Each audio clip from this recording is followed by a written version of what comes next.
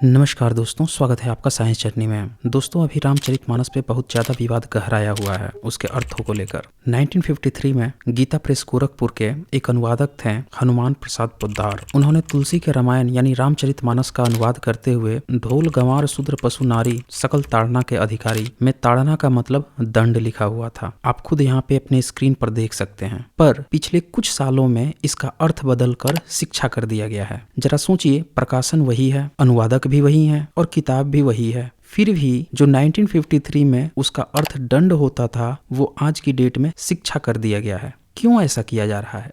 आपको नहीं लगता कि ये एक कॉन्स्पिरेसी है? एक ही शब्द का अर्थ दंड है और उसी का मतलब अब शिक्षा बताया जाने लगा सिर्फ 50 साल के अंदर। जरा सोचिए, इतिहास में ऐसे शब्दों का कितना बड़ा घोटाला हुआ होगा। अब ताड़ना का एग्जैक्ट मतलब क्या है इसको तो मैं लास्ट में बताऊंगा। पहले मैं आपको इतिहास के शब्दों में जो षड्यंत्र हुए हैं उसको थोड़ा सा बता देता हूँ, क्योंकि इस वीडियो को देखने के बाद से आप भी समझ जाएंगे कि भारत में जो सबसे बड़ा घोटाला हुआ है वो इतिहास का घोटाला है। शब्दों के अर्थ कैसे भ्रमभांड लोग अपने हिसाब से समय के अनुसार बदल लेते हैं जहां पे उनको फायदा हो रहा हो। इतिहास में ये काम कई बार किया गया है। चूंकि हम जानते हैं कि प्राचीन काल में भारत में समण परंपरा थी जिसमें बहुत सारे शब्द आज की डेट में निगेटिव बना दिए गए हैं। जरा सोचिए ये किसने किया होगा। सदियों से शूद्र वर्ग को पढ़ने का अधिकार नहीं था, नारी को पढ़ने का अधिकार नहीं था, क्षत्रिय और वैश्य को धर्म ग्रंथ लिखने का अधिकार नहीं था। तो फिर ये काम किसने किया होगा? सीधी सी बात है, इन बातों पर आज के तमाम इतिहासकार चुप्पी साध गए हैं। इससे ये भी पता चलता है कि भारत के ज्यादातर इतिहासकार बिल्कुल भी निष्पक्ष नहीं हैं। एक उदाहरण देखिए, सम्राट अशोक का इंस्क्रिप्शन 1837 में जेम्स प्रिंसेप द्वारा पहली बार पढ़ा गया। उससे पहले उसको भीम की गदा प्रचारित किया गया था। ये वो लोग प्रचारित कर रहे थे जिन्होंने ये दावा कर रखा था कि लाखों करोड़ों साल से भारत का इतिहास वो सहेज कर लेते आए हुए हैं, पीढ़ी दर पीढ़ी ढोते हुए आए हैं। लेकिन जेम्स प्रिंसेप ने जब उसको पढ़ लिया तब पता चला कि ये लोग झूठ बोल रहे थे,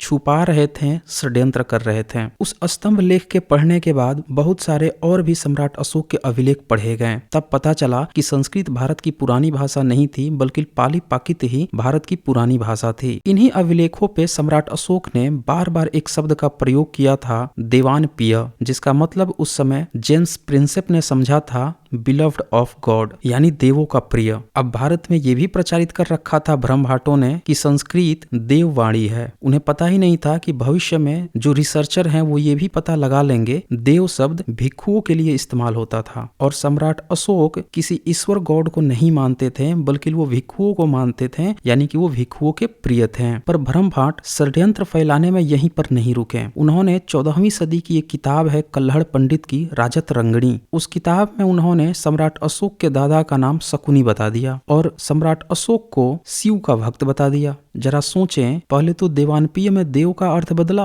और फिर उनको भिक्षुओं के प्रिय की बजाय शिव का भक्त बता दिया। लेकिन आज की डेट में तमाम रिसर्चर ने यह साबित कर दिया है कि देवानप्रिय का मतलब भिक्षुओं का प्रिय होता है, न कि किसी ईश्वर की, न कि किसी गॉड की। लेकिन भ्रमभाटों का इससे भी पेट न भरा। वो षड्यंत्र पर षड्यंत्र करने में जारी रहे। उन्होंने डिक्शनरी बनानी शुरू की और उन डिक्शनरी में देवानप्रिय का मतलब मूर्ख लिखना, बकरा लिखना, मूढ़ लिखना शुरू किया। मैं आप लोगों को खुद ही डिक्शनरी खोल के दिखा देता हूं ताकि आप लोग कंफर्म हो जाएं। सबसे पहले मैं सूर्यकांता की इंग्लिश हिंदी संस्कृत डिक्शनरी दिखा देता हूं, क्योंकि जब पहली बार जेम्स प्रिंसेप ने पढ़ा था तो उसका अनुवाद इंग्लिश में किया था तो उन्होंने बिलव्ड ऑफ गॉड लिखा था। तो इसीलिए हिंदी इंग्लिश संस्कृत डिक्शनरी में देवानप्रिय का मतलब लिखा है मूर्ख, देवों का प्रिय, और इंग्लिश में लिखा है अ फूल dear to the god that is a फूल और अ सिंपल पर्सन। अब जरा सोचिए, एक ही वर्ड का जिसका मतलब देवों का प्रिय है उसको मूर्ख भी लिखा जा रहा है। और चूंकि जेम्स प्रिंसेप ने बिलव्ड ऑफ गॉड लिखा है इसीलिए इनको हिंदी में भी एक बार देवों का प्रिय लिखना पड़ा है और इंग्लिश में भी फूल लिखना पड़ा है। आइए, सबसे जो फेमस डिक्शनरी है वामन शिवराम आप्टे का, उसमें भी देवानप्रिय का मतलब लिखा है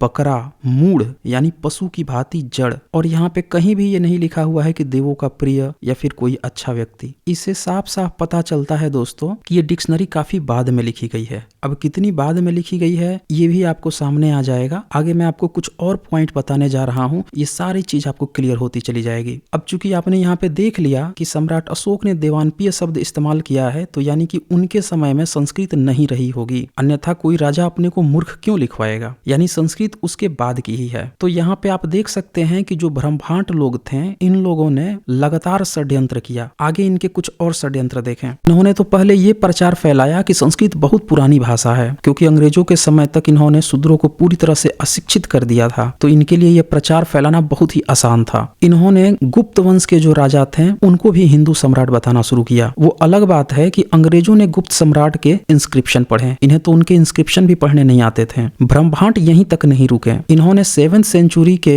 बौद्ध राजा हर्षवर्धन को कल्हड़ पंडित द्वारा लिखित राजत रंगिणी में शिव का उपासक बता दिया। पर इन्हें कहाँ पता था आगे चलकर जब रिसर्च होंगे, मॉडर्न साइंस आ जाएगा, तब सारी कलई खुल जाएगी। अंग्रेजों के समय में जब जोड़ों पर एक्सकवेशन होने लगा, रिसर्च होने लगी, तब पता चला कि गुप्त वंश के जो राजा समुद्रगुप्त थे वो भी अपने को दीवान पिय लिखवाए थे। अब चूंकि ब्रह्मांडों ने ये बात फैला रखी है कि गुप्त वंश हिंदू वंश था, तो जरा सोचिए क्या गुप्त वंश के सम्राट अपने को मूर्ख लिखवा रहे थे? अब चूंकि इन्होंने ये फैला रखा है कि वो संस्कृत में लिखवाते थे, तो संस्कृत की डिक्शनरी में तो इनका साफ साफ लिखा हुआ है कि दीवान पिय मतलब मूर्ख होता है, मूढ़ होता है, बकरा होता है। तो भला ये क्यों अपने को बकरा लिखवा रहे होंगे? यानी कि इससे साफ साफ पता चलता है कि गुप्त वंश के जो राजा थे वो भी सम्राट अशोक की भांति अपने को दीवान प्रिय यानी कि बौद्ध भिक्षुओं के प्रिय बता रहे थे। वो बौद्ध सम्राट थे और उनकी भाषा आज के जो ब्रह्मांडों की भाषा है वो भाषा ना होके पाली पाकित मिश्रित, जिसको कि आधुनिक तौर पे कुछ लोग बुद्धिस्ट हाइब्रिड संस्कृत कह रहे हैं, वो भाषा थी। इसी तरह से तिब्बत आदि देशों से एक किताब कंपाइल की गई हर्षचरितम, जो कि 7वीं सेंचुरी के राजा हर्षवर्धन के बारे में लिखी गई थी वाणभट्ट के द्वारा। उस किताब से ये पता चला कि 7वीं सेंचुरी में सम्राट हर्षवर्धन भी खुद के लिए दीवान पिय लिखवाते थे। यानी कि 7वीं सेंचुरी में भी कोई राजा अपने को मूर्ख नहीं लिखवा रहा था, यानी वो भी अपने को बौद्ध भिक्षुओं का प्रिय लिखवा रहा था। तो इससे ये पता चला कि 7वीं सेंचुरी तक भी ये जो सो कॉल्ड संस्कृत की डिक्शनरी बनाई गई है जिसमें मूर्ख लिखा गया है, ये डिक्शनरी तब तक भी नहीं थी। यानी उसके बाद ही संस्कृत और उसकी डिक्शनरी बनाई गई है, अन्यथा कोई राजा अपने को मूर्ख क्यों लिखवाएगा। यही नहीं, हर्षचरितम से कुछ और भी रोचक बातें सामने आई जो पूरे तहलका मचाने वाली है। जैसे एग्जाम्पल के लिए उसमें पराशर भिक्षुओं का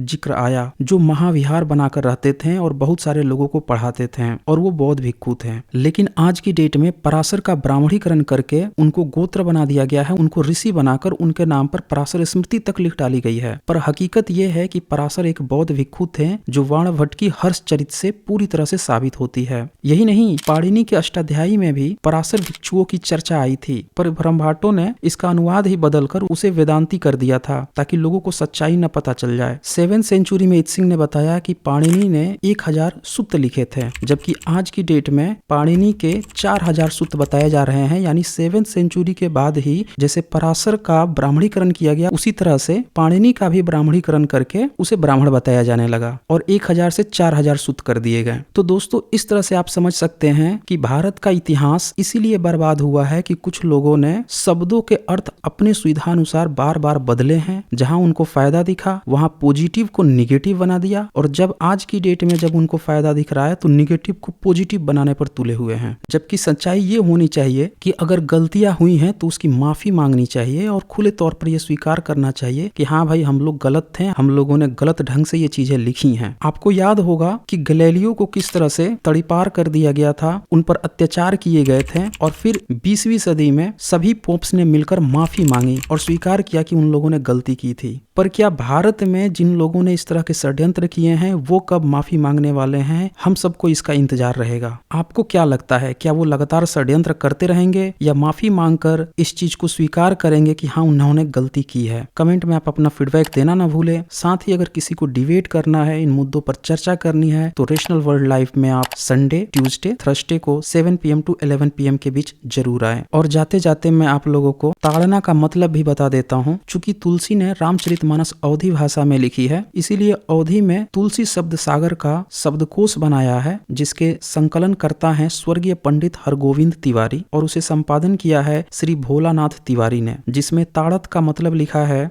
मारता है, डांटता है, मारते हुए, ताड़ना करते हुए। आगे ये भी लिखा है सापत ताड़त परुष कहंता। उसके नीचे ताड़न का मतलब लिखा है मार, प्रहार, आघात, घुड़की, धमकी। और उसके नीचे ताड़ना का मतलब भी लिखा है मार, दंड, घुड़की। और एग्जाम्पल भी दे दिया गया है सकल ताड़ना के अधिकारी, ताकि कोई कंफ्यूज ना हो। यही नहीं, आप अगर संस्कृत डिक्शनरी भी देखना चाहें तो वामन शिवराव आप्टे का भी मैं दिखा देता हूँ। उसमें ताड़नम शब्द आया है, जिसमें उन्होंने उसका मतलब लिखा है मारना, पीटना, हंटर लगाना, वेंत लगाना। इसी तरह संस्कृत की एक दूसरी डिक्शनरी है, Sanskrit Hindi English dictionary by Suryakanta. उसमें ताड़न शब्द आया है और उसका अर्थ उन्होंने लिखा है पीटना, सजा देना, आघात, बीटिंग, स्ट्राइकिंग, हिटिंग, स्ट्रोक। आगे ताड़े का भी मतलब दिया हुआ है और उसका मतलब लिखा है ताड़न योग्य। इंग्लिश में लिखा है टू बी बीटन और पनिश्ड। यानी आप सभी को क्लियर हो गया होगा कि ताड़ना का मतलब मारना, पीटना, दंड देना ही था। तो दोस्तों आज बस इतना ही।